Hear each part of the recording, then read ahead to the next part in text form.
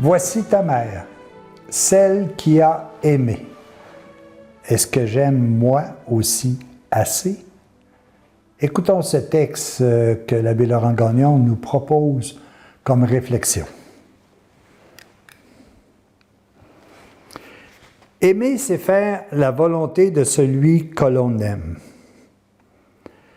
C'est faire et exécuter la parole de celui que l'on aime.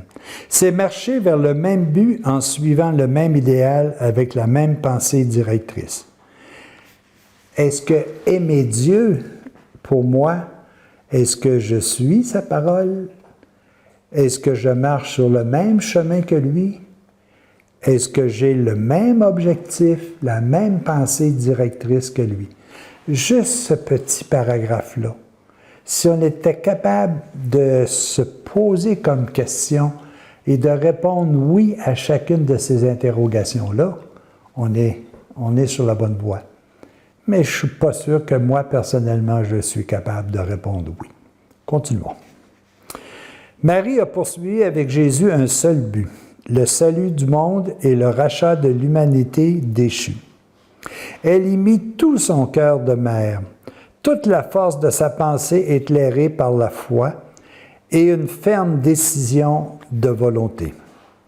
De tout son être, elle avait dit dans la foi qu'il me soit fait selon ta parole. Marie a mis tous ses soins à former Jésus dans un unique but, accomplir le salut du monde parce que telle était la volonté du Père des cieux. De même pour nous, Marie a mis tout en œuvre pour nous redonner la vie divine perdue après avoir payé notre dette avec Jésus. C'est la mère idéale qui a tout donné à ses enfants. En nous donnant Jésus, elle nous a tout donné. Jésus est celui qui apportait la libération du péché, le rachat de tous les enfants de Dieu, liés par les chaînes de l'erreur, emprisonnés par les sombres souterrains de leur vice et de leur passion. Si vous voulez savoir si cette phrase-là est vraie, mettez en pratique la parole de Dieu. Puis si vous la mettez avec sincérité, la parole de Dieu, je vous garantis une chose, vous allez dire que cette phrase-là, d'à peu près 5 à 6 lignes, c'est totalement la vérité. Mais pour ça, il faut prendre la décision de mettre en pratique sa parole. Allez voir sa parole, scrutez-la, puis je vous garantis que ces 4 ou 5 lignes-là vont changer votre vie.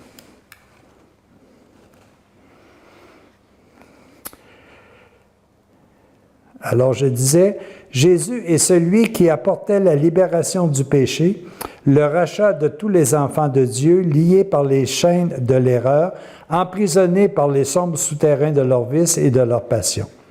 En nous donnant Jésus, Marie nous donnait le libérateur, le grand conquérant qui venait établir son royaume d'amour sur les ruines fumantes du vieux monde du péché, de l'erreur et de l'orgueil. C'est notre libérateur. Imaginez, le libérateur, là, c'est celui qui transforme le mal en bien. C'est celui qui nous donne le bonheur éternel alors que nous sommes tout simplement à la recherche, bien souvent, beaucoup plus d'illusions que de bonheur réel. Pour libérer les hommes de l'erreur, il apportait la lumière éclatante de la vérité qui illumine le chemin de retour vers Dieu. Avec Jésus, Marie nous donne l'amour, la vérité, la miséricorde, le pardon, le chemin du retour à Dieu et la vie divine des enfants du Père des cieux avec le titre d'héritier avec Jésus. Hey, cette phrase-là, là, ça vaut la peine que je vous la répète. Avec Jésus, Marie nous donne l'amour, la vérité, la miséricorde, le pardon, le chemin du retour à Dieu et la vie divine des enfants du Père des cieux avec le titre d'héritier avec Jésus. Il est le Fils de Dieu. Voilà comment Marie, notre mère, nous a aimés.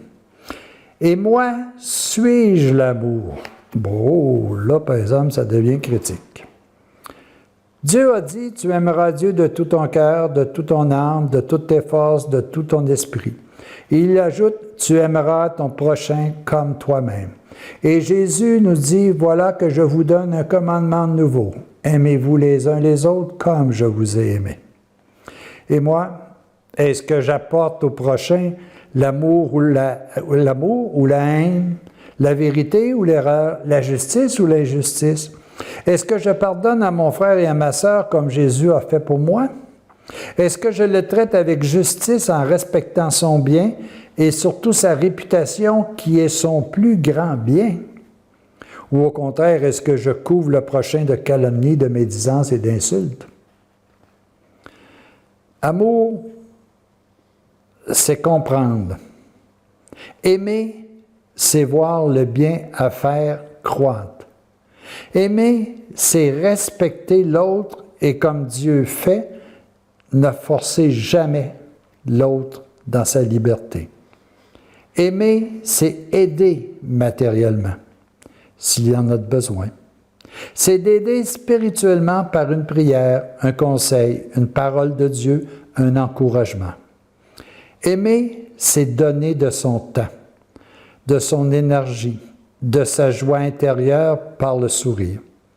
Aimer, c'est pardonner, c'est oublier la faute comme Jésus fait avec nous. Car si nous ne pardonnons pas, Dieu ne pourra pas nous pardonner. Marie m'apprend à pardonner, elle m'apprend à donner, à tout donner pour que j'établisse le royaume de Dieu sur la terre.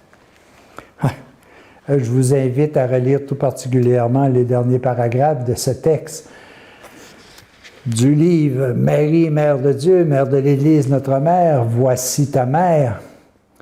Et puis à chaque fois que vous posez, à chaque fois que vous donnez une définition du mot « aimer », dites-vous, est-ce que je le fais? Est-ce que je ne le fais pas? Est-ce que je le fais partiellement? Ou est-ce que je le fais totalement? La réponse de votre salut est dans « je le fais totalement ». Nous sommes sur le chemin d'apprendre à le faire totalement. Faisons-le. Marie, c'est celle qui a aimé. Notre mission à tous et à chacun, c'est d'aimer sans cesse. Peu importe la forme que cela prendra. On vous donne ici quelques exemples, mais il y en a tellement. Aimer peut être simplement exprimé par un sourire, par une poignée de main, par un encouragement. C'est ça, aimer.